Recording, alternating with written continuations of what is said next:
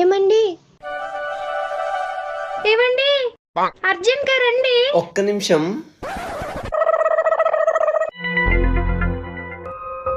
మహి, ఏమైంది? నీతో మాట్లాడాలి కార్తీక్. చెప్పు. ఇక్కడ కాదు, నన్ను పార్క్ కి తీసుకెళ్ళండి. మరి దానికేం చెప్పాలి? అది నాకు తెలియదు, ఏదో ఒకటి చెప్పండి.